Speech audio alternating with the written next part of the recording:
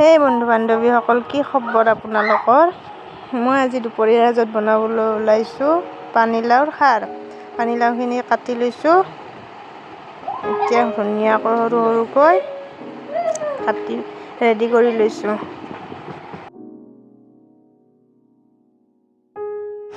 মই পানীলাওখন চিম্পুলকৈ বনাম, একো নিদিওঁ ইয়াতে।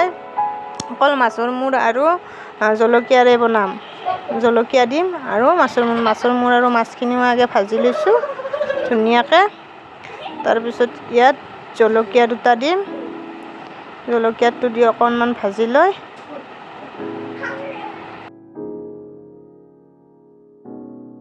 ইয়াতে পানীলাওখিনি দি দিম। পানীলাওখিনি দি অকণমান সময় লৰাই থাকিম। লৰাই ভাজি ল'ম অকণমান।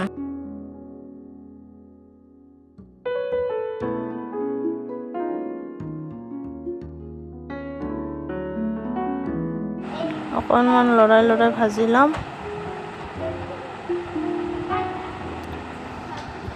মই ইয়াতে হালধি গুড়ি ব্যৱহাৰ নকৰোঁ। হালধি নিদিয়াকৈ মই খাৰ বনাম। অকল নিমখ, খাৰ আৰু জলকীয়াৰে বনাম। খাবলৈ বহুত টেষ্টি হয়। আপোনালোকে ইচ্ছা কৰিলে ট্ৰাই কৰি চাব পাৰে। এতিয়া সোৱাদ অনুযায়ী নিমখ দিছোঁ। সোৱাদ অনুযায়ী নিমখ দি লৰাই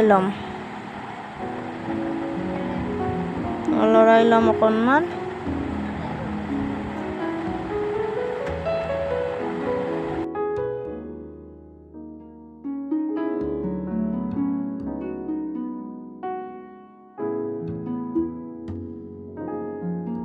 অকণমান লৰাই ভাজি হোৱাৰ পিছত ইয়াত কলা খাৰ দিম। এই খাৰ মই ঘৰতে বনাইছোঁ। কলৰ মূৰাৰ পুৰি পেলাই ঘৰতে বনাইছোঁ। অকণমান ক'লা হৈছে দেখাত। এই ঘৰৰে ক'লা খাৰ হয়। ক'লা খাৰ দি পানীলাও খাবলৈ বিৰাট টেষ্টি হয়, বিৰাট সোৱাদ হয়। এতিয়া অকণমান লৰাই মই হালধি আমি আচলতে খাৰত নাখাওঁ। হালধি খালে অনিষ্ট কৰে শৰীৰত। হালধি আৰু খাৰৰ ৰাসায়নিক বিক্ৰিয়াৰ সৃষ্টি হয়, সেইকাৰণে আমি হালধি খাৰত নাখাওঁ।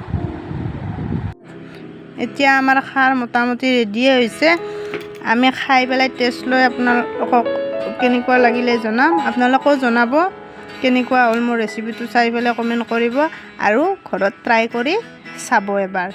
থেংক ইউ ভিডিঅ'টো চোৱাৰ বাবে।